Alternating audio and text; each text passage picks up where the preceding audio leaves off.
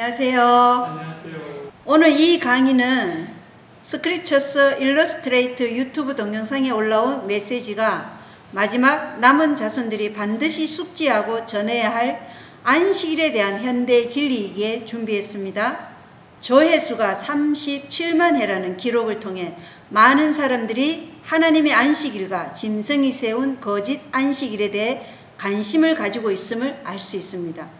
그래서 오늘 말씀은 이분이 유튜브 시청자들을 위해 영상에서 한 형태로 전해드리겠습니다. 원본 영상에 자막을 번역해서 올리겠지만 글을 보지 못하시는 분들과 앉아서 들을 시간이 부족한 분들을 위해 한국말로 전해드리고자 합니다. 사인즈 1901년 6월 12일자에는 하나님의 성장 계획 중에 하나는 나누어 주는 것이다. 그리스도인은 다른 사람들을 강하게 함으로써 강해지도록 되어 있다.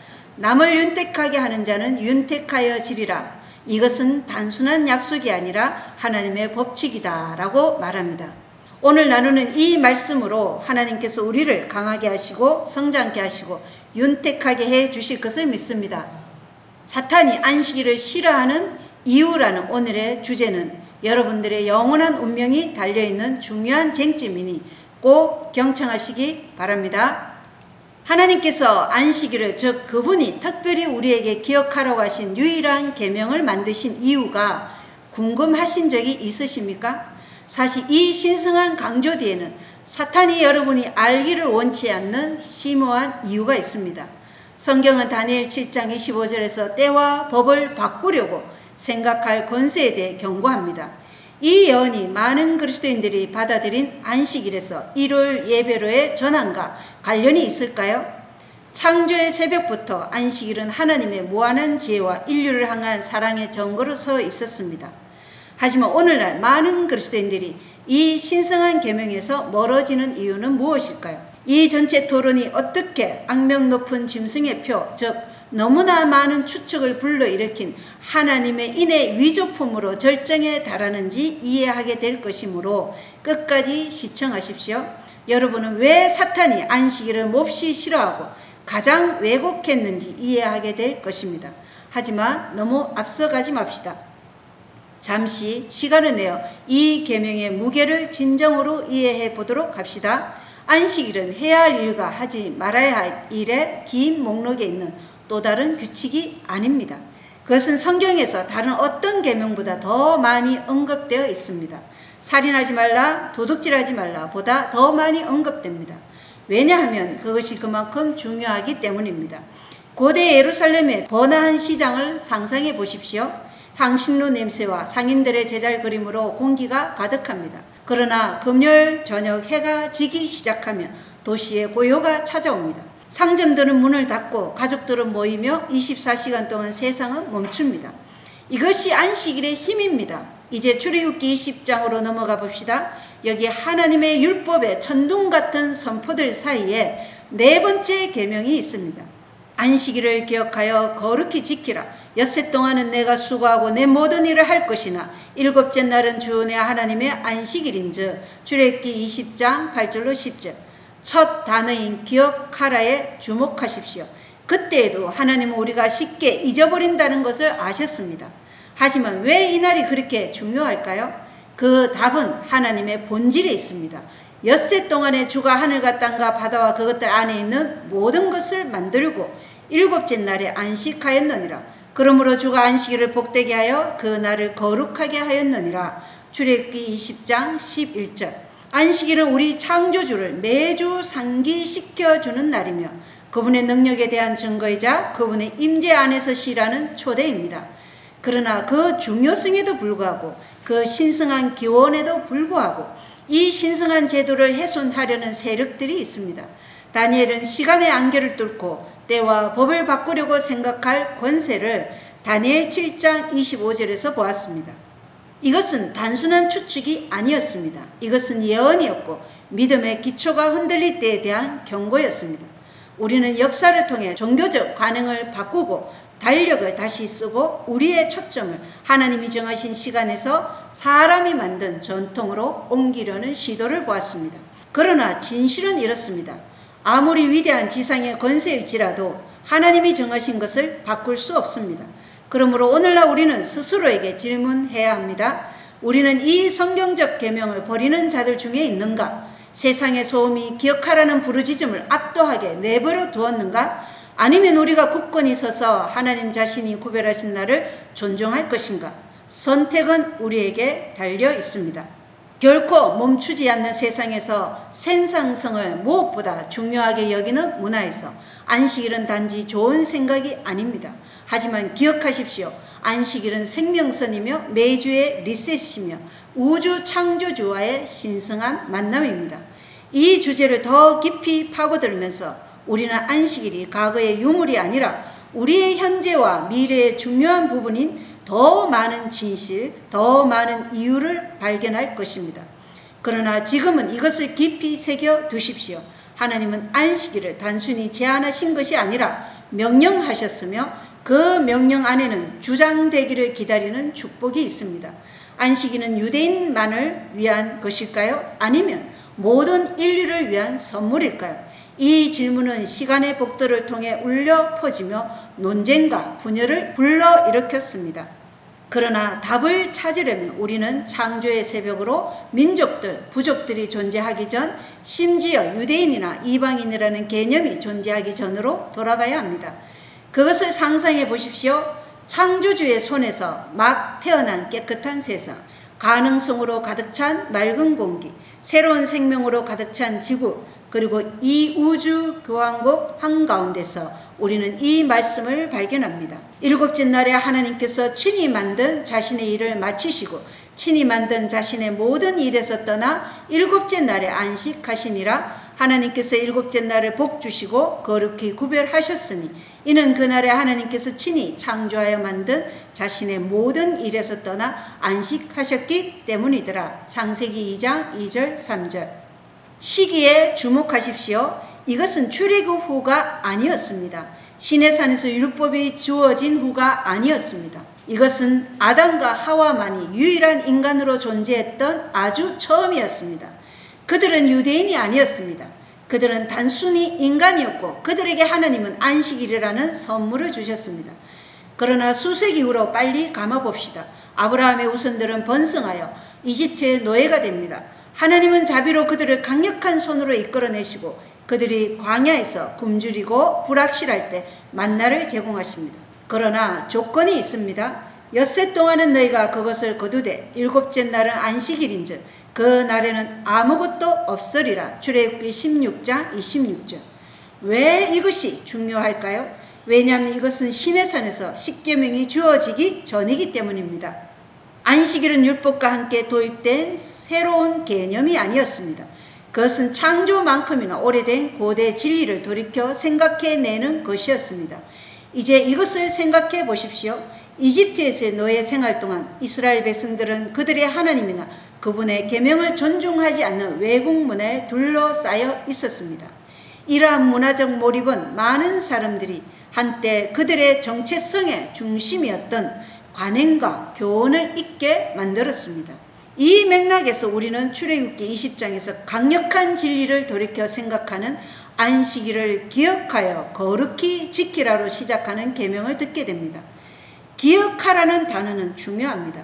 그것은 새로운 것을 소개하는 것이 아니라 처음부터 존재했던 신성한 원칙을 돌이켜서 생각하는 것이고 재정렬하는 것이었습니다.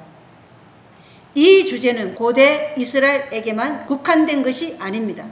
오늘날 신자들에게도 공감되는 일입니다. 빠르게 변화하는 현대 사회에서 많은 사람들이 안식일의 중요성을 잃어버렸습니다. 무수한 방해물로 가득 찬 끊임없는 삶의 속도는 우리를 영적인 휴식과 성찰에서 멀어지게 합니다. 왜 기억하라고 말씀하셨을까요? 왜 단순히 안식일을 거룩하게 지키라고 하지 않으셨을까요? 마치 하나님께서 그의 백성들이 이 신성한 제도를 잊고 소홀히 하고 바꾸려고 유혹받을 미래를 시간의 복도를 꿰뚫어 보신 것과 같습니다. 그리고 그 경고는 얼마나 예언적인 것으로 판명되었습니까? 어떤 사람들은 이렇게 주장할 것입니다. 하지만 안식일은 유대인에게만 특별히 주어진 것이 아니었습니까?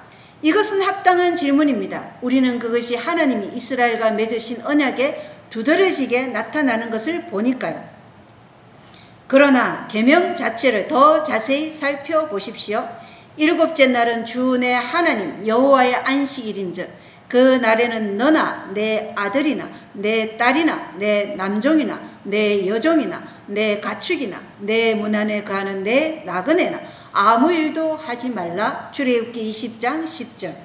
보셨습니까? 내 나그네나 그들의 공동체 안에 있는 이방인들도 안식일을 지켜야 했습니다. 이것은 국적에 관한 것이 아니라 인류가 창조주와 맺는 관계에 관한 것입니다. 그러나 이야기는 여기서 끝나지 않습니다. 선지자 이사야의 시대로 넘어가 봅시다. 그는 미래에 대한 환상을 보며 선포합니다.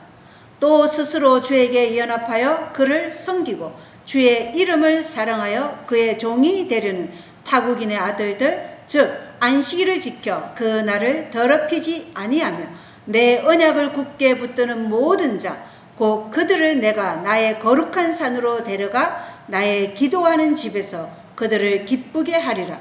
그들이 내 제단 위에 드리는 번제 헌물과 희생물을 내가 받으리니 내 집은 모든 백성을 위한 기도하는 집이라 불리리라. 이사야 56장 6절 7절. 이것은 배제가 아닌 포용의 예언입니다. 이것은 모든 민족의 백성들이 참 하나님임을 경배하려 올 때에 대한 계시이며 그 예배의 중심에는 안식일이 있습니다. 그리고 여기 흥미로운 것이 있습니다. 역사를 통틀어 전 세계의 문화들은 휴식을 위한 하루가 따로 정해져 있는 7일 주기의 개념을 인식했습니다. 고대 바벨로니아인부터 서아프리카의 아칸족에 이르기까지 이 패턴이 나타납니다.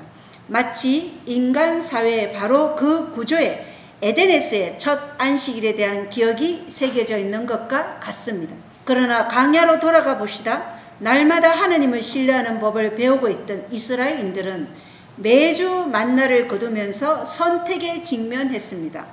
하나님의 공급을 신뢰하고 일곱째 날에 쉴 것인가? 아니면 거기에 없을 음식을 찾아 나설 것인가? 그들의 안식일 준수는 단순히 규칙을 따르는 것이 아니었습니다. 그것은 매주 행하는 믿음의 행위였습니다. 그것은 공급하시고 돌보시고 그의 창조물들을 안식으로 초대하시는 하나님을 믿는다는 선언이었습니다. 이 진리들을 묵상하면서 우리는 안식일을 특정 집단을 위한 제한적인 법이 아니라 우리의 기원, 목적, 운명을 매주 상기시켜주는 보편적인 선물로 보기 시작합니다. 그것은 모든 인류에게 주어진 초대이며 우리가 만든 혼돈에서 벗어나 하나님의 임재의 평화 속으로 들어가는 것입니다. 안식일, 쉬는 날, 예배하는 날, 구별된 날. 그러나 이것은 단지 고풍스러운 전통이자 지나간 시대의 유물일까요? 아니면 우리 믿음의 토대가 되는 그 이상의 것일까요? 더 깊이 파고들어 봅시다. 거대한 고층 빌딩을 상상해 보십시오. 그 첨탑은 구름을 뚫고 그 기초는 안방 깊숙이 박혀 있습니다. 이 고층 빌딩은 우리의 믿음이며 이 모든 것을 지탱하는 것은 하나님의 계명입니다. 그러나 믿음은 단지 믿는 것에 가는 것이 아니라 행하는 것에 관한 것입니다. 예수님의 형제 야고보는 단도직입적으로 말했습니다. 이와 같이 믿음도 행위가 없으면 그것만으로는 죽은 것이니라. 야고보서 2장 17절. 행함 없는 믿음은 바퀴 없는 자동차와 같습니다. 보기에는 좋지만 아무데도 갈 수 없습니다.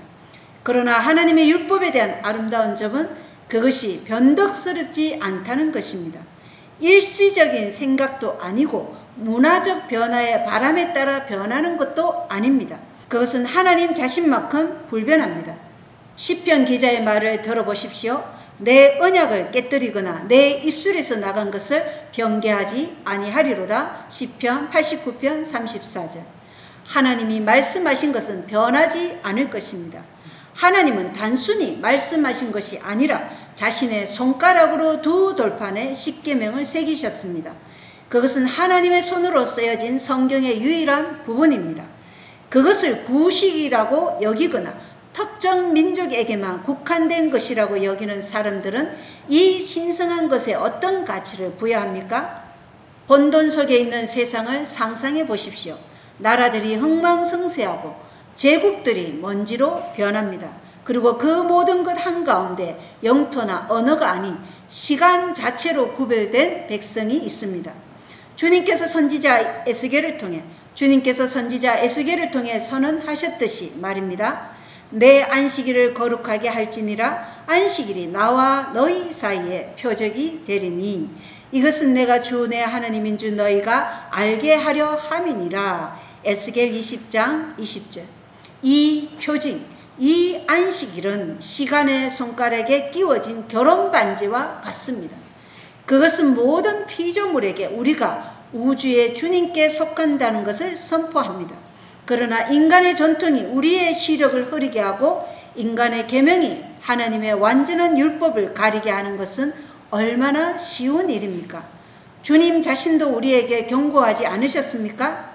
그러나 그들이 사람들의 명령들을 교리로 가르치며 내게 헛되이 경배하는도다. 마태복음 15장 9절. 이제 어떤 사람들은 말할 것입니다.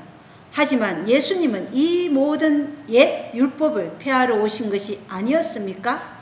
하지만 주님 자신의 입에서 나오는 말을 들어봅시다. 내가 율법이나 대언자들의 글을 폐하러 온 줄로 생각하지 말라. 나는 폐하러 오지 아니하고 성취하러 왔노라.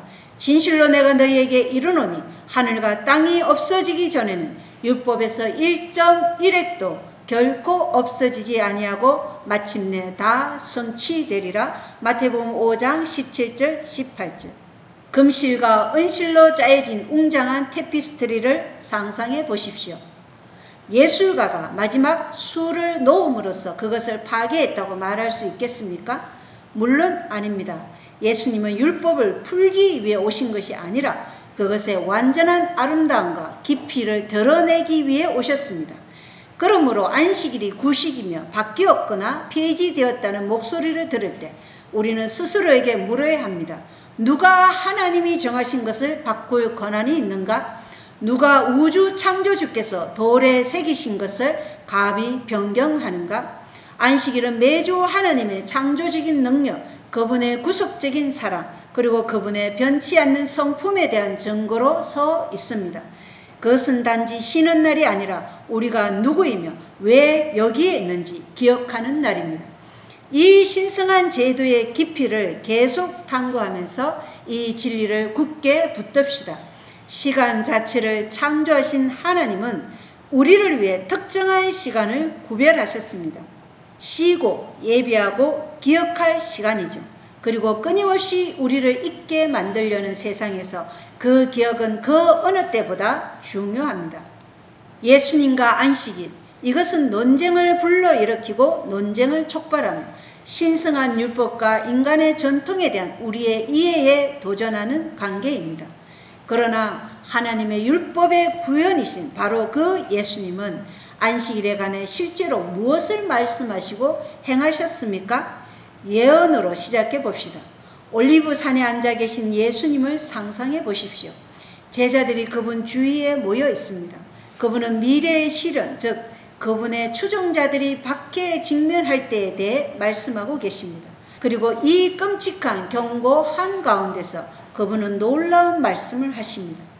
그러나 너희의 도피하는 일이 겨울이나 안식일에 일어나지 않도록 너희는 기도하라. 마태복음 24장 20절. 이제 이것을 생각해 보십시오. 예수님은 자신의 죽음과 부활 후 수십 년 후에 일어날 사건들에 대해 말씀하고 계십니다. 그러나 그분은 자신의 추종자들이 여전히 안식일을 지킬 것이라고 가정하십니다. 이것은 우연한 언급이 아니라 기독교 시대의 안식일 준수에 대한 묵시적인 지지입니다. 그러나 인류 역사상 가장 어두운 날, 하나님의 아들이 무덤에 누워 계시던 날로 되감아 봅시다. 누가는 예수님의 몸이 무덤에 안치된 후 그분을 섬기는 여성들이 돌아가 향품과 향유를 준비하고 계명에 따라 안식일에 쉬었다고 우리에게 말합니다. 누가복음 23장 56절. 그들의 슬픔 속에서도 예수님의 몸에 기름을 바르는 급박한 임무 속에서도 이 여성들은 안식일을 존중하기로 선택했습니다. 그리고 이것에 주목하십시오. 이것은 예수님의 죽음 이후입니다. 옛 언약은 성취되었지만 안식일은 남아 있습니다. 사실 여기에 아름다운 대칭이 있습니다.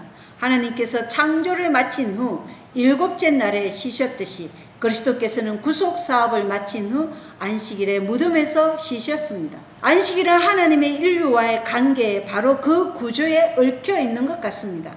그러나 안식일에 대한 예수님 자신의 말씀과 행동은 어땠을까요?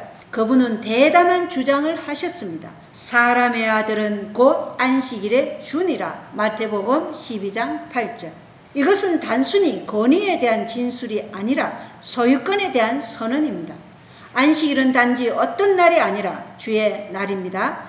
요한은 나중에 요한계시록 1장 10절에서 이것을 확언할 것입니다. 요한은 그가 주의 날에 성령 안에 있었다고 우리에게 말합니다. 어떤 사람들은 이것이 일요일을 의미한다고 주장했지만 이사야 선지자로 돌아가서 하나님께서 말씀하신 것을 인용해 봅시다. 내가 만일 내 발을 돌이켜 안식일을 범하지 아니하고 내 거룩한 날에 네 쾌락을 행하지 아니하며 안식일을 이끌어 즐거운 날이라 주의 거룩한 날이라 존귀한 날이라 하고 이사야 58장 13절. 안식일은 원래 주의 날인 것 같습니다. 그리고 안식일의 주인이신 예수님은 이 날을 어떻게 지키셨습니까? 누가는 우리에게 한 단면을 제공합니다. 그분께서 자기가 자라난 나사렛에 가서 자기의 갈래대로 안식일에 해당에 들어가 일그르고 서시니 누가복음 4장 16절. 이것은 일회성 행사가 아니라 그분의 관습, 그분의 정규적인 실천이었습니다. 그러나 예수님은 단순히 안식일을 수동적으로 지키신 것이 아니라 그분의 진정한 목적을 적극적으로 보여주셨습니다. 여러 번 우리는 그분이 안식일에 기적을 행하시고 병든 자를 고치시고 귀신을 쫓아내시고 깨진 것을 회복시키는 것을 봅니다. 이것에 대해 도전받았을 때 그분의 대답은 분명했습니다. 안식일에 잘 행하는 것은 율법에 맞느니라. 마태복음 12장 12절. 조금 더 빨리 감아봅시다. 사도 바울, 그 지칠 줄 모르는 선교사는 복음을 널리 전하고 있습니다. 우리는 그가 안디옥에 있는 것을 발견하고 그는 무엇을 하고 있습니까? 유대인들이 회당을 나갈 때 이방인들은 다음 안식일에도 이 말씀들을 자기들에게 선포해 줄 것을 간청하더라. 사도행전 13장 42절. 바울은 기다릴 필요 없이 내일 만납시다. 그것이 우리의 새로운 거룩한 날입니다. 라고 말하지 않습니다. 대신 그는 다음 안식일에 돌아옵니다. 그 다음 안식일에는 거의 온 도시가 하나님의 말씀을 들으려고 함께 나왔으나 사도행전 13장 44절. 이 패턴은 바울의 사역 내내 반복됩니다. 안식일마다 우리는 그가 해당해서 유대인과 이방인 모두와 논쟁하는 것을 봅니다. 만약 일요일 예배로의 변경을 하나님께서 성인하신 적이 있었다면 이것이 그것을 분명히 할 완벽한 기회가 아니었겠습니까? 이제 여러분이 초대교회 이방인 회심자라고 상상해 보십시오. 여러분은 복음을 들었고 예수님을 구주로 받아들였으며 이제 안식일이라는 것에 대해 배우고 있습니다. 그것은 여러분에게 생소하고 이질적입니다. 그러나 여러분은 매주 사도들과 다른 신자들이 이 날을 구별하는 것을 봅니다. 여러분은 창조 이야기, 출애굽 이야기, 예수님 자신이 이 날을 지키신 이야기를 듣습니다. 서서히 그것은 이해되기 시작합니다. 이것은 단지 유대인의 간섭이 아닙니다. 이것은 신성한 약속이며 여러분의 창조주와 구속주를 매주 상기시켜주는 것입니다.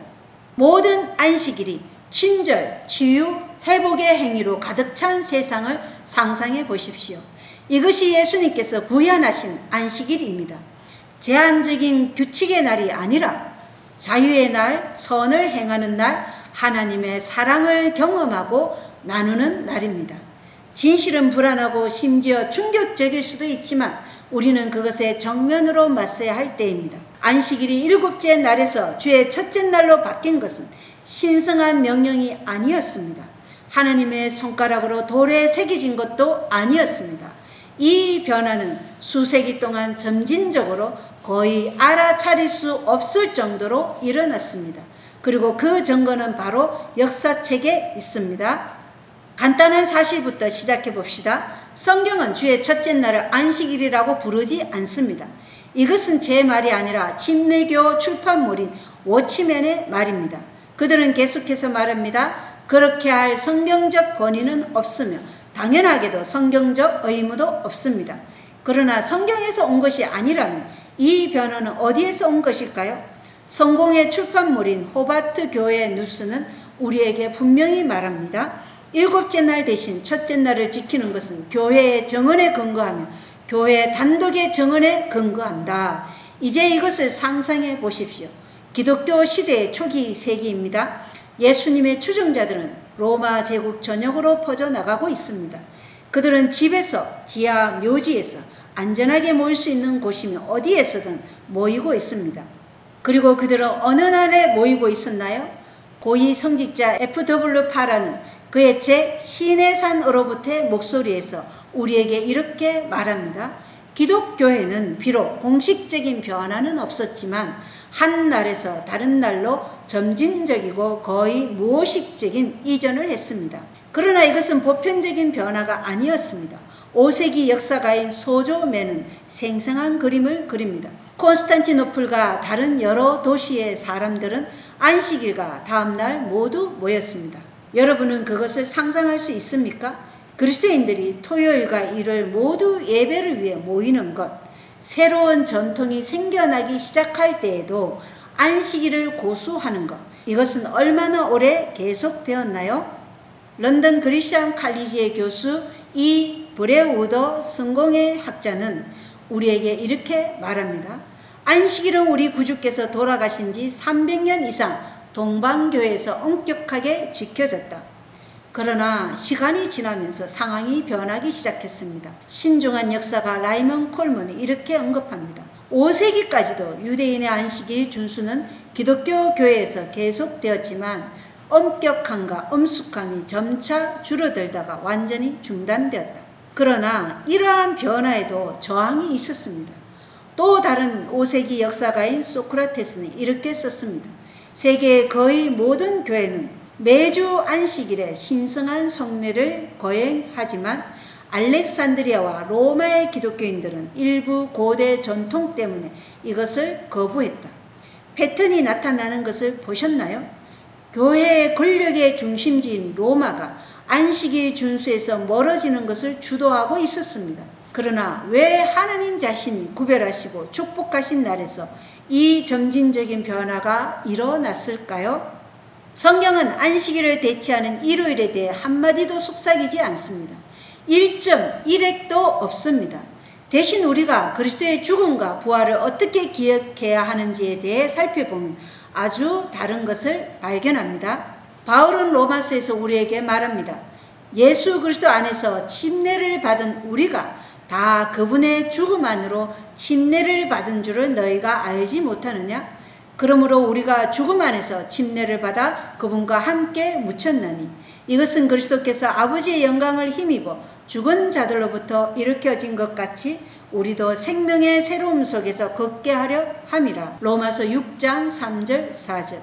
보시다시피 부활을 기념하는 것은 매주 지키는 날이 아니라 침례의 강력한 상징입니다. 신자가 그 물에 잠길 때마다 그들은 우리 주님의 죽음, 장사, 부활을 재현하는 것입니다. 그렇다면 왜 그렇게 많은 사람들이 일요일을 새로운 안식일처럼 고수합니까?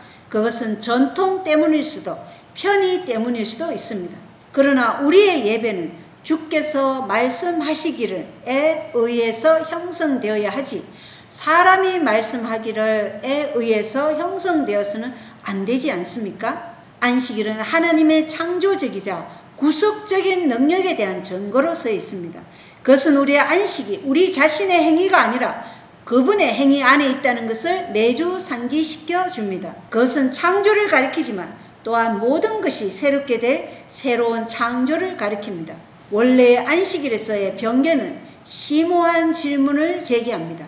인간의 행동이 이 변화를 부인할 수 없게 형성했지만 사악한 세력이 이 업무를 주도했습니다.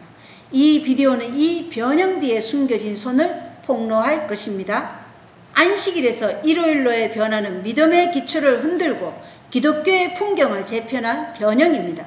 그러나 그것은 어떻게 일어났으며 더 중요하게는 왜 왜 일어났을까요? 답은 고대 로마의 권력 복도에 있습니다. 이것을 상상해 보십시오. 서기 321년입니다. 그리스도교를 공언한 최초의 로마 황제 콘스탄티누스 대제가 칙령을 내립니다. 인사이클로피디아 브리테니카는 우리에게 이렇게 말합니다. 일요일 준수를 법적 의무로 인정한 최초의 기록은 서기 321년 콘스탄티누스의 헌법으로 모든 재판소와 도시 주민들과 작업장은 일요일에 쉬어야 한다고 규정했다. 그러나 이 칙령은 실제로 무엇이라고 말했습니까? 콘스탄티누스 자신의 말로 들어봅시다. 모든 재판관과 도시 사람들과 모든 상업 종사자들은 존경하는 태양의 날에 쉬어야 한다. 그러나 시골에 있는 사람들은 자유롭게 그리고 완전한 자유로 농업 업무에 참여하게 하라. 뭔가 특이한 점을 눈치챘습니까? 이 법은 안식일이나 심지어 기독교에 대해서도 언급하지 않습니다. 이것은 존경하는 태양의 날에 대해 말하며 제국에 여전히 널리 퍼져 있던 이교도 태양 숭배에 대한 명백한 언급입니다. 이것은 기독교 법이 아니라 정치법이었습니다. 이것은 다양한 제국을 공통된 휴일 아래 통일시키기 위해 고안된 것이었습니다. 우리가 보았듯이 이 법은 존경하는 태양의 날에 휴식을 의무화했습니다. 그러나 콘스탄티누스는 왜 일요일을 선택했을까요? 답은 그 시대의 정치적, 종교적 지형에 있습니다. 콘스탄티누스는 기독교를 공언했지만 여전히 태양 숭배와 깊이 연결되어 있었습니다. 태양의 날을 선택함으로써 그는 성장하는 기독교 인구와 태양을 숭배하는 이교도들 모두를 만족시킬 수 있었습니다. 그것은 그의 다양한 제국을 공통된 휴일 아래 통일시키는 것을 목표로 한 능숙한 정치적 움직임이었습니다. 그러나 교회는 즉시 안식일을 버리지 않았습니다. 윌리엄 프린이 언급했듯이 그리스도 자신, 그의 사도들, 그리고 고대 그리스도인들은 상당한 기간 동안 일곱째 날 안식일을 끊임없이 지켰다. 이것은 성공의 성직자인 마우르가 초기 그리스도인들은 안식일에 대해 큰 공경심을 가지고 있었고 그 날을 헌신과 설교로 보냈다고 말한 것에 의해 뒷받침됩니다. 그렇다면 일요일 예배는 어떻게 중요성을 얻게 되었을까요? 존경받는 교회 역사가 니안드는 중요한 통찰력을 제공합니다. 유대 교회에 대한 반대는 아주 일찍 일요일이라는 특정 축제를 안식일 대신에 도입했다. 유대 교회에 대한 이러한 반대는 일요일 휴일에 대한 정치적 지지와 결합하여 교회를 점차 안식일 준수에서 멀어지게 했습니다. 그 과정은 느렸고 고위 성직자 라가 말했듯이 거의 무의식적이었지만 시간이 지나면서 추진력을 얻었습니다. 서기 196년 로마의 주교 빅트는 부활절 축가를 일요일에 표준화하려고 시도함으로써 일요일 준수를 부과하려는 첫 번째 시도를 했습니다. 바우어 박사는 이것을 교황권 찬탈의 첫 시도라고 부릅니다. 서기 325년 니케아 공의회는 부활절을 일요일에 고정함으로써 일요일의 중요성을 더욱 확고히 했습니다. 콘스탄티누스는 교회가 이것을 준수하도록 촉구하면서 이러한 변화를 이끌었던 반유대 정서를 드러냈습니다. 가장 적대적인 유대 무리와 공통된 것을 가지지 맙시다. 마침내 서기 364년 라우디게아 공의회는 안식일 준수를 금지하고 일요일 예배를 의무화하는 극단적인 조치를 취했습니다. 안식일을 지킴으로써 유대교를 계속 지킨 그리스도인들은 그리스도에게서 배제되어야 했습니다. 안식일에서 일요일로의 이러한 점진적인 변화는 성경적 명령에 근거한 것이 아니었습니다. 라이먼 에버트 박사가 솔직하게 인정했듯이 그리스도와 그의 사도들이 그들의 권위로서 일곱째 날을 첫째 날로 대체했다는 현재의 개념은 신약 성경에 있어 어떤 권위도 없다. 대신 그것은 반유대 정서, 정치적 편의, 그리고 로마 교회에 전가하는 권력에 의해 추진된 변화였습니다. 이교도의 일요일 예배와 성경적 안식일의 혼합은 기독교 관행을 근본적으로 변화시켜 유대적 뿌리에서 벗어나 새롭고 독특한 로마적 기독교 형태로 나아가게 한 타협이었습니다. 이 역사적 여정을 되돌아보면서 우리는 심오한 질문에 직면합니다.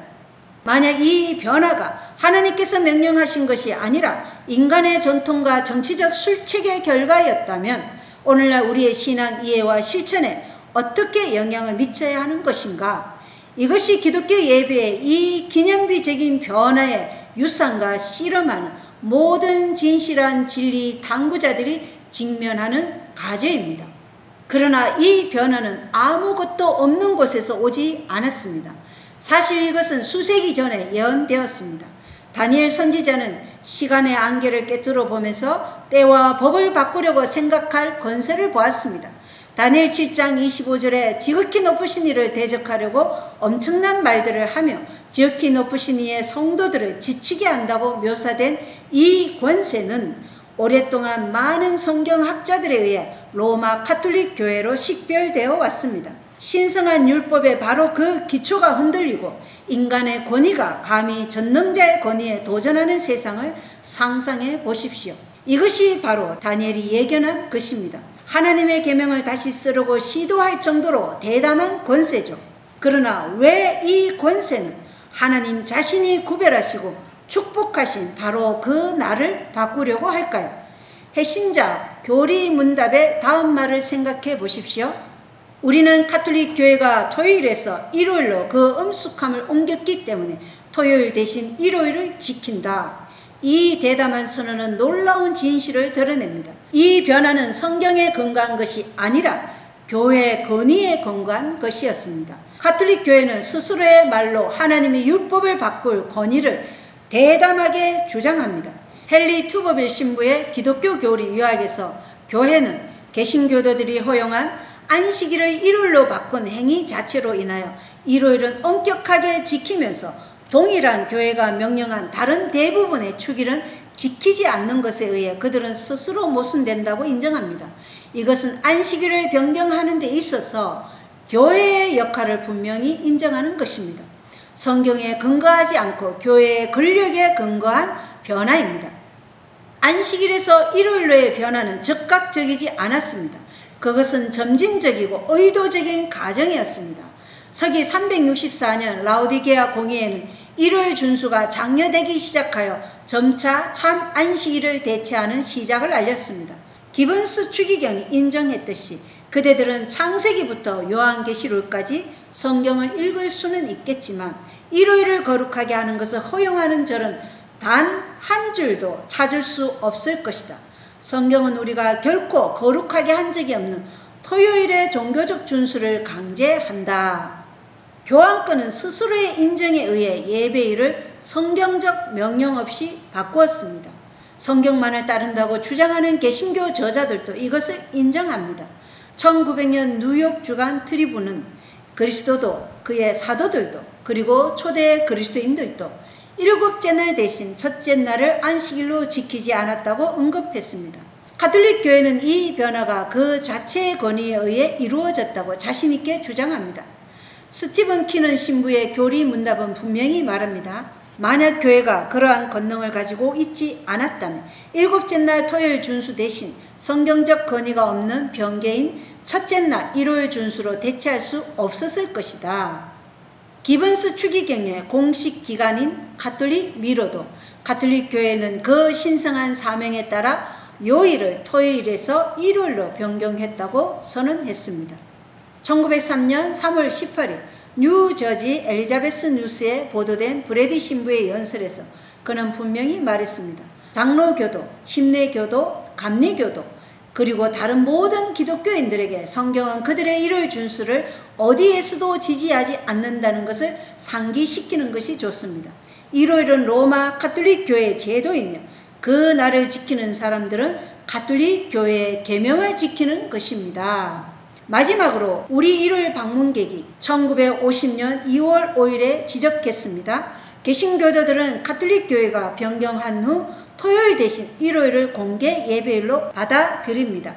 그러나 개신교 정신은 일요일을 지킴으로써 그들이 교회의 대변인인 교황의 권위를 받아들이고 있다는 것을 깨닫지 못하는 것 같습니다. 그들이 교회의 대변인인 교황의 권위를 받아들이고 있다는 것을 깨닫지 못하는 것 같습니다. 가톨릭 교회는 자체 출판물과 진술에서 예배일을 토요일에서 일요일로 변경하는 데 있어서 자신의 역할을 공개적으로 인정했습니다. 이것은 숨겨진 비밀이나 논란의 여지가 있는 주장이 아닙니다. 이것은 교회 자체가 자랑스럽게 선포하는 사실입니다. 그러나 다니엘만이 우리에게 경고한 선지자가 아니었습니다. 사도 바울은 데살로니가 후서에서 하나님 위에 자신을 높일 제3사람에 대해 말했습니다. 데살로니가 후서 2장 3절 4절에서 그는 이렇게 썼습니다. 아무도 어떤 방법으로든 너희를 속이지 못하게 하라. 먼저 떨어져 나가는 일이 일어나고 저 제3사람 곧 멸망의 아들이 드러나지 아니하면 그 날이 이르지 아니하리라. 그는 대적하는 자여 또 하나님이라 불리거나 혹은 경배받는 모든 것 위로 자기를 높이는 자로서 하나님처럼 하나님의 성전에 앉아 자기가 하나님인 것을 스스로 보이느니라. 이 말씀의 엄중함을 생각해 보십시오. 바울은 감히 하나님의 성전에 앉아 신성한 권위를 주장할 권세에 대해 말하고 있습니다. 이것이 로마 가톨릭 교회가 하나님의 율법을 바꿀 권리를 주장하는 것에서 우리가 보는 것과 정확히 일치하지 않습니까? 상상해 보십시오. 하나님의 보좌, 상상할 수 없는 위험의 장소에서 전능자가 그의 그룹들에게 둘러싸여 앉아 있습니다. 이 천상의 존재들은 양쪽에 서서 그들의 임재로 하나님의 거룩함과 권위를 상징합니다. 에스겔 10장에서 우리는 많은 날개와 얼굴을 가진 그룹들이 보좌 주위에 배치되어 그것을 지키고 그 위에 앉으신 이의 영광을 선포하는 거룩한 장면을 봅니다. 이것은 궁극적인 권능, 정의, 순결을 나타내는 보좌이며 하나님의 율법과 임재가 경외심으로 지켜지는 곳입니다. 이 맥락에서 로마 가톨릭 교회 내에서 교황의 역할을 살펴보겠습니다. 교황은 종종 그리스도의 대리자로 불리며 모든 그리스도인에 대한 영적 권위를 주장합니다. 역사적으로 가톨릭 교회는 하나님의 율법 자체를 변경할 권리를 주장해 왔는데 가장 주목할 만한 것이 출애굽기 20장 8절로 11절에 명령된 일곱째 날에서 첫째 날인 일요일로 안식일을 변경한 것입니다. 성경에 뿌리를 두지 않은 이 변화는 바울이 경고한 것에 대한 놀라운 예시입니다. 인간의 권력이 하나님의 명시된 뜻 위에 자신을 높이는 것입니다. 이제 이것을 상상해 보십시오. 로마 가톨릭 교회의 지도자인 교황이 그의 보좌에 앉아 있습니다. 이 보좌는 단순히 종교적 권위의 자리일 뿐만 아니라 종종 그룹의 조각상이나 이미지로 장식된 권력의 상징입니다. 이 설정은 하나님의 보좌와 유사하게 배치되어 천상의 보좌를 연상시키는 상징들에 둘러싸여 있는 하나님의 보좌실을 모방합니다. 이것은 단순한 영적 찬탈이 아니라 물리적인 찬탈이기도 합니다. 교황의 보좌는 성경이 묘사하는 하나님의 보좌의 위엄과 권위를 반영하도록 설계되었습니다. 그것은 교황이 지상에서 하나님의 역할을 시각적으로나 상징적으로 취하는 의도적인 재현이자 재현입니다. 그러나 잠시 멈추고 간단한 그림을 생각해 봅시다. 여러분이 아버지로부터 아름다운 시계를 선물로 받았다고 상상해 봅시다. 그것은 여러 세대에 걸쳐 전해 내려온 가보입니다. 어느 날 낯선 사람이 나타나서 그 시계는 아름답지만 거꾸로 가는 것이 더 좋을 것 같습니다. 제가 바꿔드리겠습니다. 라고 말한다면 여러분은 그것을 허용할 것인가요? 물론 아닙니다. 시계의 가치는 그 기념뿐만 아니라 아버지와 가족, 역사와의 연결에 있습니다. 마찬가지로 안식일은 단지 하루가 아닙니다. 그것은 우리의 하늘 아버지와의 관계의 표징이며 창조의 기념비이며 그분의 사랑과 권위를 매주 상기시켜주는 것입니다. 그것을 바꾸는 것은 하나님과의 관계의 바로 그 구조를 건드리는 것입니다. 이 진리를 묵상하면서 마태복음 5장 18절에 나오는 예수님의 말씀을 다시 기억합시다. 진실로 내가 너희에게 이르노니 하늘과 땅이 없어지기 전에는 율법에서 1.1획도 결코 없어지지 아니하고 마침내 다 성취되리라. 하나님의 율법은 영원하고 변하지 않으며 그분의 완전한 성품의 반영입니다. 그러므로 친구 여러분, 이러한 고대 예언들이 우리 눈앞에서 성취되는 것을 보면서 변치 않는 하나님의 말씀 위에 굳건히 서도록 합시다. 인간의 전통이나 권위 때문이 아니라 그것이 우리의 사랑하는 창조주께서 우리에게 주신 신성한 제도이자 축복이기 때문에 그분의 안식일을 포함하여 그분의 율법을 존중하도록 합시다. 이제 안식일과 짐승의 표 사이의 연결을 더 깊이 파고들어 봅시다. 성경은 신성한 권위의 상징인 인에 대해 말합니다. 요한계시록 7장 2절 3절에서 우리는 살아계신 하나님의 인을 가진 천사에 대해 읽습니다. 그러나 이 인장은 무엇인가요? 그것은 물리적인 표징이 아니라 충성의 영적인 인입니다. 이제 출애굽기 31장 13절로 넘어가 봅시다. 거기서 하나님은 선언하십니다. 너는 또 이스라엘 자손에게 말하여 이르기를 너희는 진실로 내 안식일을 지킬지니라. 그것은 너희 대대로 나와 너희 사이에 있을 표적이니 이것은 내가 너희를 거룩히 구별하는 주인 줄을 너희가 알게 하려 함이니라. 친구 여러분, 안식일은 하나님의 인장이며 그분의 권위와 소유권의 표징입니다. 그러나 사탄은 왜 그렇게 맹렬히 안식일을 미워할까요? 왜 그는 그것을 일요일 예배로 대체하기 위해 지칠 줄 모르고 이랬을까요? 답은 안식일 자체의 본질에 있습니다. 아시다시피 안식일은 하나님의 창조적이고 구속적인 능력을 매주 상기시켜 줍니다. 그것은 하나님께서 세상을 말씀으로 존재하게 하시고 일곱째 날에 쉬신 창조를 가리킵니다. 그러나 그것은 또한 구속, 즉 그리스도의 형상으로 우리의 마음과 정신을 재창조하는 것을 가리킵니다. 사탄은 교만한 반역으로 하나님의 권위를 찬탈하려 하는데 안식일을 공격함으로써 그는 하나님의 율법과 창조주의자 구속주로서의 그분의 주장에 바로 그 핵심을 공격합니다. 인간의 권위에 의해 제정된 일요일 안식일은 위조된 인장, 즉 하늘의 하나님이 아니라 지상의 권력에 대한 충성의 표징이 됩니다. 그러나 여러분을 위해 그림을 그려보겠습니다. 세상 위에 두 개의 깃발이 나부끼는 것을 상상해 보십시오. 한쪽에는 안식일, 하나님의 인장, 그분의 율법에 대한 충성과 그분의 권위 인정을 상징하는 것이 있습니다. 다른 쪽에는 일요일, 짐승의 표, 인간의 전통과 지상의 권력에 대한 복종의 표징이 있습니다. 요한복음 14장 15절에 나오는 예수님의 말씀을 기억하십시오.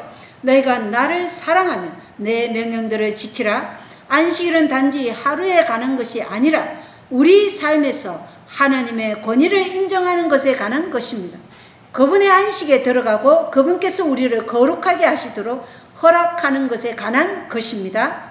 이 표징에 대해 논의하는 구절은 성경의 마지막 책인 요한계시록에 나옵니다. 요한계시록은 드러내는 것을 의미하며 첫 구절은 우리에게 이렇게 말합니다. 예수 그리스도의 계시라. 그러므로 이것은 예수님 자신이 우리에게 드러내고자 하시는 것입니다.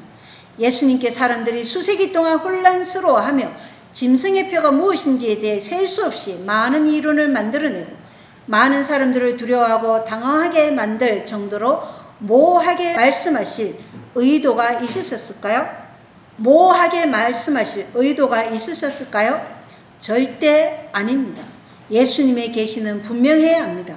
문제는 많은 그리스도인들이 이 짐승의 표, 시나리오의 맥락을 고려하지 않는다는 것입니다. 이 표가 강제될 때 전체 인구는 두 진영으로 나뉩니다. 성경은 이렇게 말합니다. 그들이 그 짐승에게 권능을 준 용에게 경배하고 또 그 짐승에게 경배하여 이르되 누가 이 짐승과 같으냐 누가 능히 그와 전쟁을 하겠느냐 하더라. 땅에 가는 모든 자들 곧 세상의 창건 이후로 죽임을 당한 어린 양의 생명책에 이름이 기록되지 않은 자들이 그에게 경배하리라. 요한계시록 13장 4절 8절. 두 그룹, 하나는 지구상의 거의 모든 사람으로 묘사되고 다른 하나는 생명책에 이름이 기록된 훨씬 작은 그룹입니다. 이 두 그룹을 구별하는 것은 무엇인가요? 경배라는 단어가 핵심입니다. 대다수는 짐승과 용을 경배할 것이고 소수는 예수님, 즉 어린 양을 경배할 것입니다. 이 전체 종말 시나리오는 여러분이 누구를 경배하는지에 관한 것입니다. 다른 성경 구절은 이렇게 말합니다. 아무도 어떤 방법으로든 너희를 속이지 못하게 하라. 먼저 떨어져 나가는 일이 일어나고 저 죄의 사람 곧 멸망의 아들이 드러나지 아니하면 그 날이 이르지 아니하리라. 그는 대적하는 자여 또 하나님이라 불리거나 혹은 경배받는 모든 것 위로 자신을 높이는 자로서 하나님처럼 하나님의 성전에 앉아 자기가 하나님인 것을 스스로 보이느니라. 데살로니가후서 2장 3절 4절. 즉 그리스도로도 알려진 이 종말의 세력은 하나님을 넘어서는 높은 지위를 추구하며 예배와 순종을 갈망합니다. 선과 악 사이의 이 전쟁은 현재는 마귀로 알려진 천사 루시퍼가 동일한 것을 추구하면서 천국에서 시작되었습니다. 성경은 이렇게 말합니다. 내가 내 마음속으로 이르기를 내가 하늘로 올라가 내가 하나님의 별들 위로 내 왕자를 높이리라. 또 내가 북쪽의 옆면들에 있는 해중의 산 위에 앉으리라. 내가 구름들이 있는 높은 곳 위로 올라가 내가 지극히 높으신 이와 같이 되리라 하였도다. 이사야 14장 13절 14절. 이것은 동일한 높은 지위를 추구하는 지상의 종말 세력을 반영합니다. 성경은 마귀를 나타내는 용이 이 지상의 짐승에게 권능을 준다고 우리에게 말합니다. 다시 말해 마귀는 이 지상의 권세를 사용하여 그가 항상 원했던 것, 즉 하나님께 속한 예배를 자신에게 돌리려고 합니다.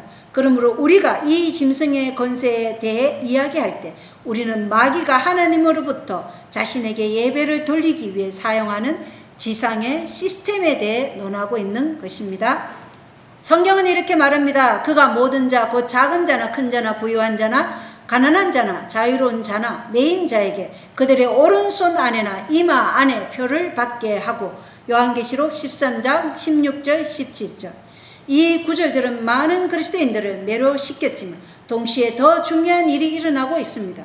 또 내가 보니 살아계신 하나님의 인을 가진 다른 천사가 동쪽으로부터 올라와 땅과 바다를 해할 권능을 받은 네 천사에게 큰 음성으로 외치며 이르되 우리가 우리 하나님의 종들의 이마 안에 인을 찍어 그들을 봉인할 때까지 땅이나 바다나 나무들을 해하지 말라 하더라. 요한계시록 7장 2절 3절. 하나님께서 그의 백성들을 인치실 것입니다. 두 가지 비슷한 행동이 일어나고 있습니다. 짐승은 표를 강요하고 하나님은 그의 백성들을 인치십니다. 이것이 무엇을 의미할까요? 종말에는 두 편이 있습니다. 하나님을 경배하는 자들과 짐승과 영을 경배하는 자들. 표와 인은 여러분이 어느 편에 속하는지를 보여줍니다. 마귀는 표를 강요하며 이들은 내 백성이다, 이들은 내게 속한다고 주장합니다. 하나님도 그분의 인으로 동일하게 말씀하시며 이들은 내 백성이다, 이들은 나를 경배한다고 말씀하십니다. 이 표들은 어디에 놓입니까? 짐승의 표는 이마나 손에 있고 하나님의 인은 오직 이마에만 있습니다. 이마는 믿음, 확신, 성품을 나타냅니다. 손은 행동을 나타냅니다. 마귀는 자신의 믿음을 공유하거나 단순히 자신의 사상의 행동으로 순응하는 사람들에게 표를 합니다. 비록 그들이 진정으로 그것을 지지하지 않더라도 말입니다. 왜 사람들이 지지하지 않으면서도 순응할까요? 짐승의 계획에 따르지 않으면 심각한 결과가 따를 것이기 때문입니다. 여러분은 배척당하고 사고 팔 수 없게 되면 결국 표를 거부하는 자들에게는 사형 명령이 내려질 것입니다. 마귀는 사람들이 어떻게 자신의 편으로 오는지 상관하지 않습니다. 믿음으로든 강요로든 상관없이 그는 통제를 추구합니다. 그러나 하나님은 자유의지와 진심 어린 예배를 소중히 여기십니다. 그분의 인은 이마에만 있으며 진정한 확신을 상징합니다. 하나님은 강압이 아니라 신뢰와 사랑에 의해 동기부여된 예배를 원하십니다. 하나님께서 여러분의 마음이 그분과 일치하는 것을 보시면 여러분을 그분의 것으로 주장하고 인치실 것입니다. 구원은 우리의 행동에 가는 것이 아니라 하나님의 편에 서기를 원하는 것에 관한 것입니다. 그분이 우리를 변화시키실 것이라고 믿음으로 믿는 것에 관한 것입니다. 예수님은 이 믿음의 궁극적인 표현을 우리에게 상기시켜 주십니다. 하나님을 두려워하고 그분께 영광을 돌리라. 그분의 심판의 시간이 이르렀으니 하늘과 땅과 바다와 물들의 근원들을 만드신 분께 경배하라. 요한계시록 14장 7절. 이 인용문은 안식일을 기억하여 거룩히 지키라고 우리를 부르며 하나님은 우리의 창조주이자 구주로 인정하는 안식일 계명을 언급합니다. 창조 때에 제정된 안식일은 예배를 위해 구별된 날입니다. 안식일에 우리는 우리의 일을 쉬고 하나님의 일에 집중하며 그분의 창조적이고 구속적인 능력을 신뢰합니다. 안식일 계명은 왕실의 인장, 즉 하나님의 이름, 칭호, 영토의 요소 모두를 포함합니다. 안식일을 지키는 것은 하나님에 대한 우리의 믿음을 보여주는 것입니다. 마귀는 이것을 알고 있기 때문에 때와 법을 바꾸고 위조된 예배를 만들려고 합니다.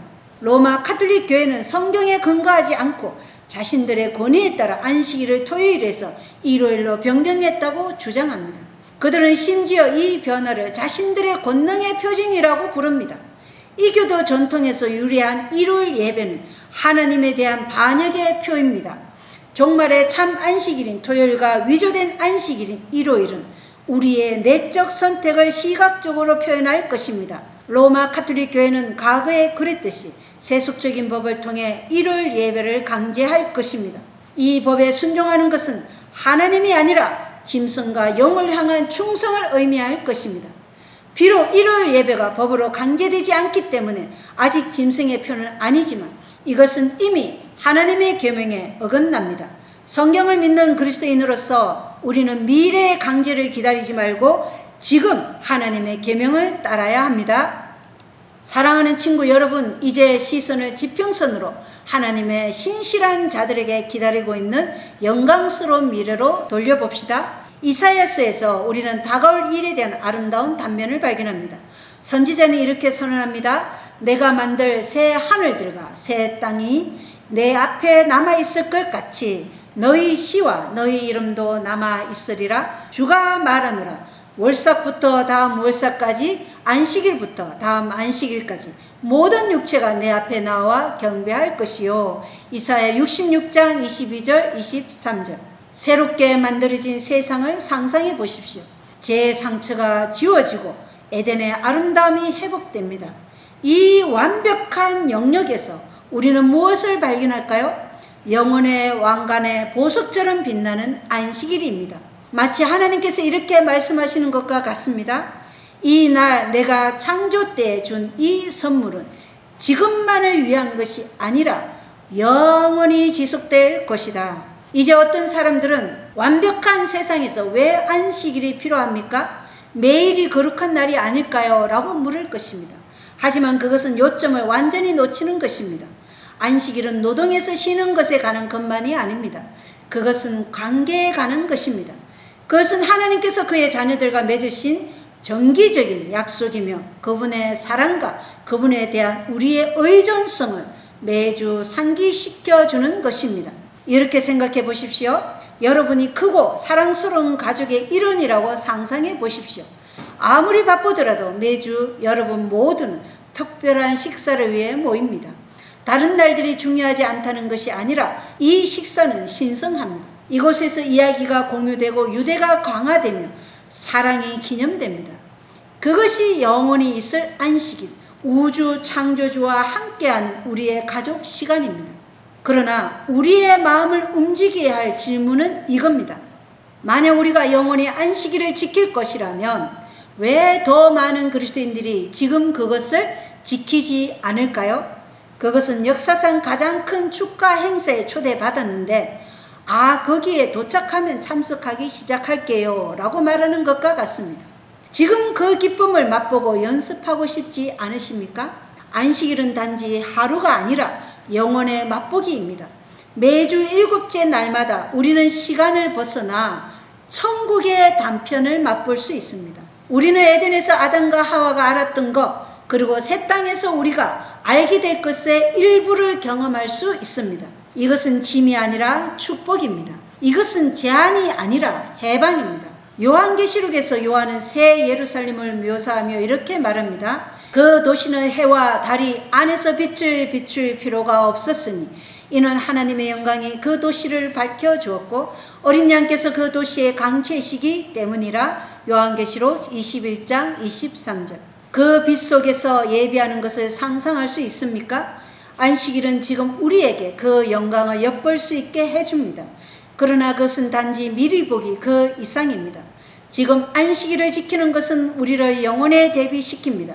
그것은 우리에게 시간으로 하나님을 신뢰하고 그분 안에서 우리의 안식을 찾고 예배와 공동체를 우선시하도록 가르칩니다.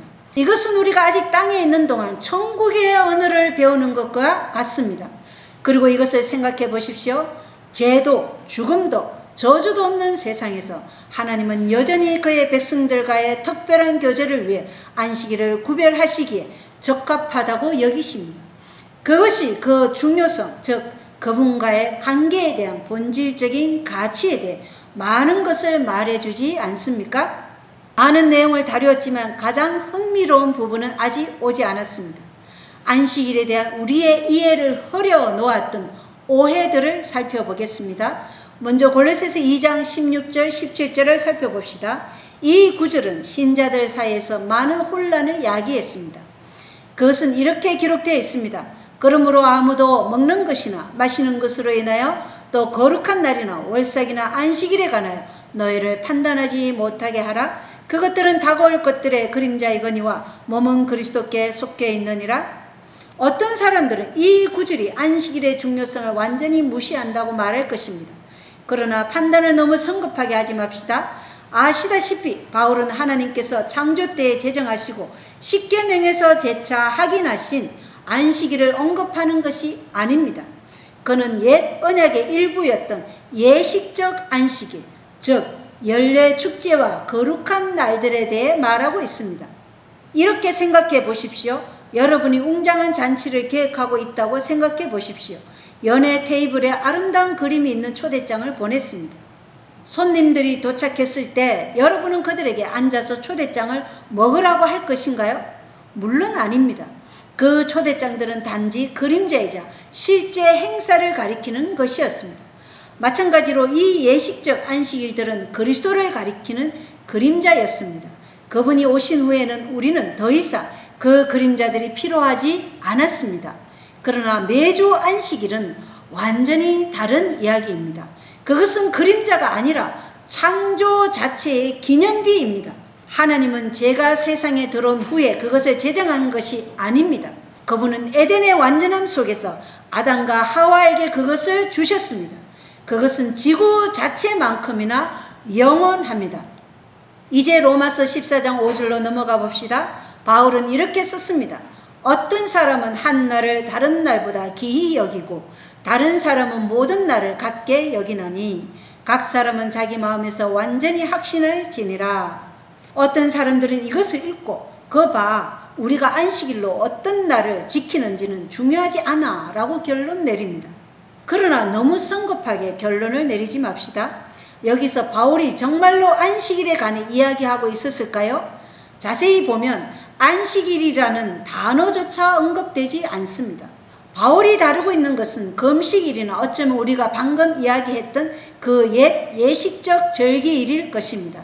바울이 로마서에 글을 쓰고 있을 때 새로운 신자들은 이런 것들을 알아가는 단계였다는 것을 기억하십시오. 그들은 그들에게 옛 유대 관습을 강요하려던 바리새인들을 다루고 있었습니다. 그것은 마치 새로운 직장을 시작할 때 동료들이 온갖 전통을 가지고 있는 것과 같습니다. 캐주얼 프라이데이, 포트럭 수요일, 애완동물 데리고 출근하는 날. 이것들이 여러분의 직업에 필수적입니까? 물론 아닙니다. 마찬가지로 바울은 로마인들에게 봐라, 어떤 사람들이 너희에게 강요하는 이 추가적인 날들은 중요하지 않다. 중요한 것은 그리스도와의 관계다라고 말하고 있었습니다. 이제 사도행전 20장 7절로 넘어가 봅시다. 그것은 이렇게 말합니다. 주의 첫날에 제자들이 빵을 때리고 함께 오니 바울이 이튿날 떠나려고 준비한 채 그들에게 말씀을 선포하며 계속해서 한밤중까지 말을 하니라. 어떤 사람들은 이 구절을 지적하며 거 봐라, 초대 그리스도인들은 일요일에 모였다라고 말합니다. 그러나 성급하게 결론 내리지 맙시다. 먼저 우리는 유대인들이 시간을 어떻게 계산했는지 이해해야 합니다. 그들의 날은 우리에게 익숙한 자정 대신 해질녘에 시작되었습니다. 그래서 그 주간의 첫날이라고 할 때 우리는 사실 우리가 토요일 밤이라고 부르는 것에 대해 이야기하고 있는 것입니다. 이것을 상상해 보십시오. 긴 안식일이었습니다. 바울은 하루 종일 신자들과 가르치고 교제했습니다. 해가 지고 안식일이 끝나고 첫날이 시작되자 그들은 바울이 아침에 떠나기 전에 마지막 식사를 함께 하기 위해 모였습니다. 그것은 특별한 행사였지 정규 예배가 아니었습니다. 초기 신자들은 매일 모였다는 것을 기억하십시오. 사도행전 2장 46절. 그들이 이 특정 저녁에 모였다는 것이 그것을 새로운 안식일로 만들지는 않습니다. 이것은 여러분의 가장 좋아하는 삼촌이 방문했을 때 화요일 밤에 특별한 저녁 식사를 할 수도 있지만 그것이 화요일을 여러분의 새로운 가족의 날로 만들지는 않는 것과 같습니다. 더욱이 이 모임은 바울의 여행 계획에 영향을 받았습니다. 그는 다음날 떠날 예정이었으므로 그들은 함께 시간을 최대한 활용했습니다. 그것은 새로운 예배를 제정하는 것에 관한 것이 아니라 사랑하는 선생님과 헤어지기 전에 모든 순간을 소중히 여기는 것에 관한 것이었습니다. 어떤 사람들에게는 이것이 가혹하게 들릴지 모르지만 하나님의 말씀이 우리에게 무엇을 말하는지 생각해 봅시다. 우리 주님의 형제 야고보는 이렇게 썼습니다. 누구든지 온 율법을 지키다가 한 조목이라도 어기면 모든 것에서 유죄가 되나니. 야고보서 2장 10절. 하나님의 율법은 마치 완벽하게 조율된 기타와 같습니다. 한 줄을 튕기면 악기 전체가 진동합니다. 그러나 죄는 무엇인가요? 사랑하는 제자 요한은 우리에게 분명한 정의를 제시합니다. 누구든지 죄를 범하는 자는 율법도 범하느니 죄는 율법을 범하는 것이니라. 요한일서 3장 4절. 그리고 이 죄의 결과는 무엇입니까? 바울은 가차없이 말합니다. 죄의 삭은 사망이나. 로마서 6장 23절. 이제 여러분이 배에 타고 있는데 선체에 작은 구멍이 있는 것을 발견했다고 상상해 보십시오. 아, 그냥 작은 구멍이야. 배에 나머지는 괜찮아 라고 말하시겠습니까? 물론 아닙니다. 그 하나의 구멍으로도 배 전체를 침몰시킬 수 있습니다. 마찬가지로 안식일 계명이나 다른 어떤 하나님의 계명을 의도적으로 어기는 것은 우리를 영적 난파선으로 인도할 수 있습니다. 그러나 더 있습니다. 안식일은 단지 또 다른 계명이 아니라 하나님의 권위의 인자, 표징입니다. 우리가 앞에서 보았듯이 말입니다. 우리가 안식일을 지킬 때 우리는 주님의 권위를 인정합니다. 주님은 우리의 창조주이자 우리의 왕이십니다 라고 말하는 것입니다. 그러나 여기서 심각해집니다. 만약 안식일을 지키는 것이 하나님의 권위를 인정하는 것이라면 우리가 그것을 거부할 때 그것은 무엇을 의미합니까? 그것은 우주적인 반역과 같습니다. 우리가 전능자보다 더 잘 안다고 선언하는 것입니다. 그리고 우리가 대신 일요일을 지키기로 선택할 때 우리는 본질적으로 하나님의 분명한 명령 대신 교회의 전통을 따르겠다고 말하는 것입니다. 이제 어떤 사람들은 항의할 것입니다. 하지만 안식일을 지키는 것은 단지 율법주의가 아닙니까? 우리는 은혜로 구원받는 것이 아닙니까? 하지만 예수님 자신이 무엇을 말씀하셨는지 들어봅시다. 너희가 나를 사랑하면 내 명령들을 지키라. 요한복음 14장 15절. 너희가 나를 사랑하면 내 계명들을 지키라. 요한복음 14장 15절. 아시다시피 진정한 순종은 구원을 얻는 것에 관한 것이 아닙니다.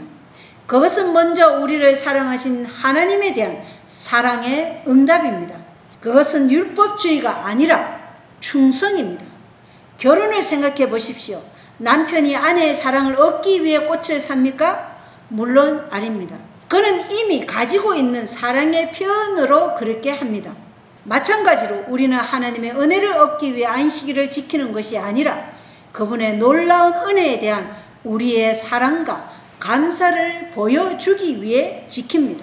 그리고 여기에 아름다운 부분이 있습니다. 안식일을 지키는 것이 짐이 아니라 하나님의 안식에 들어가는 것입니다. 히브리서 기자가 말했듯이 말입니다. 그분의 안식에 이미 들어간 자는 또한 하나님께서 자신의 일들을 거치신 것 같이 이미 자기 일들을 거쳤느니라. 히브리서 4장 10절. 안식일은 우리의 구원이 우리 자신의 행위가 아니라 그리스도의 완성된 행위에 있다는 것을 매주 상기시켜 줍니다. 그러나 새 언약은 어떻습니까? 그것이 모든 것을 바꾸지 않았습니까? 글쎄요. 하나님이 이 새 언약에 대해 무엇이라고 말씀하시는지 한번 봅시다. 그 날들 이후에 내가 그들과 맺을 언약이 이것이라. 주가 말하노라. 내가 내 법들을 그들의 마음속에 두고 그들의 생각 속에 그것들을 기록하리라 하신 뒤에 히브리서 10장 16절. 새 언약은 하나님의 율법을 폐지하지 않고 내면화합니다. 그것은 율법을 돌판에서 살아있는 마음으로 옮깁니다. 바울은 로마서에서 이것을 아름답게 묘사합니다. 율법을 소유하지 않은 이방인들이 본성을 통해 율법 안에 들어있는 것들을 행할 때 이런 사람들은 율법을 소유하지 않아도 자기에게 율법이 되느니 이런 사람들은 또한 자기 양심이 정언하며 자기 생각들이 서로 고소하고 변명하는 가운데 자기 마음속에 기록된 율법의 행위를 보이느니라. 로마서 2장 14절 15절. 새 언약 아래서 안식일을 포함한 하나님의 율법은 하나님을 사랑하는 마음에서 자연스럽게 흘러나옵니다. 왜 사탄이 안식일을 미워하는지에 대한 질문에 마침내 답하자면 안식일은 예수님이 위대한 선생님이나 선지자일 뿐만 아니라 만물의 창조주이심을 확정하기 때문입니다. 요한복음 1장 3절이 우리에게 말한 것과 같습니다. 모든 것이 그분에 의해 만들어졌으니 만들어진 것 중에 그분 없이 만들어진 것은 하나도 없었더라. 우리가 안식일을 존중할 때마다 우리는 본질적으로 예수님, 주님은 창조주이시며 우리는 주님의 피조물입니다 라고 말하는 것입니다. 이제 사탄은 이것을 가만히 두지 않을 것입니다. 그리스도와의 그의 경쟁은 격렬하고 교활합니다. 만약 그가 기독교 세계에서 안식일을 일요일로 대체하고 아랍 세계에서 금요일로 대체한다면 무신론자나 불가지론자들은 어떻게 다룰까요? 그는 단순히 창조 개념을 왜곡하는 진화론적 사상을 홍보합니다. 진화론은 그의 작품입니다. 예수님의 창조주로서의 역할을 훼손하려는 교활한 시도입니다. 만약 그가 우리는 단지 우연한 사건, 신성한 설계가 아니라 무자기적인 기회의 산물이라고 믿게 할 수 있다면 그리스도의 권위와 우리의 예배를 받을 그분의 자격은 약화됩니다. 그러나 안식일은 이러한 거짓말에 대한 방어막으로 서 있습니다. 그것은 매주마다 반복되는 창조의 진실에 대한 기념비이며 우리가 하나님의 권위를 인정하고 그분께만 합당한 예배를 드리는 구별된 시간입니다. 이 거룩한 시간에 들어갈 때 우리는 삶의 방해물들을 제쳐두고 우리 창조주와의 교제에 들어가도록 초대받습니다. 그것은 그분의 작품에 경탄하고 그분의 지혜의 경외심을 느끼고 그분께 찬양을 드릴 시간입니다. 물론 사탄은 이 예배를 방해하기 위해 추가 근무를 하고 있습니다. 그는 안식일을 약화시킬 수 있다면 우리의 마음을 창조주에게서 멀어지게 하고 다른 어떤 것들로부터 멀어지게 할 수 있다는 것을 알고 있습니다. 그것은 창조물 자체가 될 수도 우리 자신의 업적이나 심지어 아무것도 아닌 것, 즉 목적이나 디자인이 없는 세상이 될 수도 있습니다. 그러나 여기에 아름다운 진실이 있습니다. 안식일은 단지 창조주로서의 하나님의 정체성에 가는 것이 아닙니다. 그것은 그분의 피조물로서의 우리의 정체성에 관한 것입니다. 그것은 사람들이 종종 일회용으로 취급되는 세상에서 인간으로서의 우리의 가치와 존엄성에 대해 말합니다. 안식일은 우리가 두렵고 놀랍게 만들어졌으며 하나님의 형상대로 만들어졌다는 것을 상기시켜 줍니다. 이제 여러분 중 일부는 이 모든 것이 좋게 들리지만 바쁜 삶에서 어떻게 이것을 실천합니까? 라고 생각할 것입니다. 글쎄요, 이것은 규칙과 규정에 관한 것이 아니라 관계에 관한 것입니다.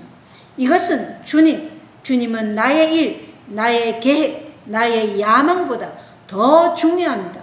이 날은 주님의 것입니다 라고 말하기 위해 시간을 따로 정해두는 것에 관한 것입니다. 필요하다면 작게 시작하십시오.